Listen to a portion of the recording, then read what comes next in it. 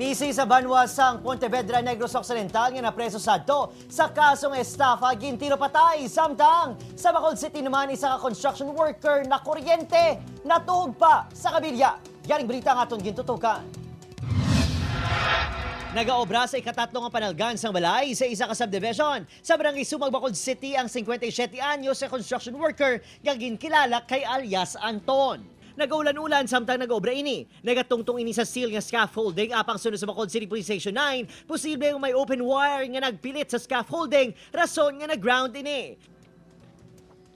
Bangod sa pagkakuryente, nahulog si alias Anton gikan sa third floor kag nagtupa sa kudal kun sa di natuhog sa kabilyang ialatrasan. Gilayon ini gindala sa ospital kag padayon karon nga nagapaayo. Pag-ulog niya, dito siya tumupa sa may fence man mismo sa balay. Kasi dito siya naigotong sa iya buli kag ang kapihak na sa may kinatao niya.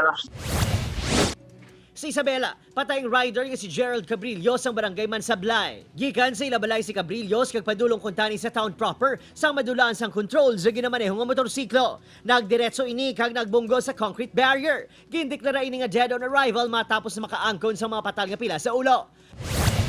Maabre kuntaning sang iya nga tiyangge ang 43 anyos sa si Malaure Pagunsan. Upod ang iya 18 anyos nga bata. Sang gintiro sang duha ka wala pa makilala nga mga sospetsado. Sunod sa Pontevedra Police, nagahulat na nga daan sa tiyangge ang duha ka mga sospek antes pa man magwa ang biktima. Anom kabaseo sang balang nakuha sa crime scene. Igos ang bala sa nagkalain-lain nga parte sang lawas ang itunaan sang matayon sang biktima. Personal nga kaugot ang ginatutukan sang kapulisan. Ang victim ta, upon verification, may warrant siya last 2018 nga estafa.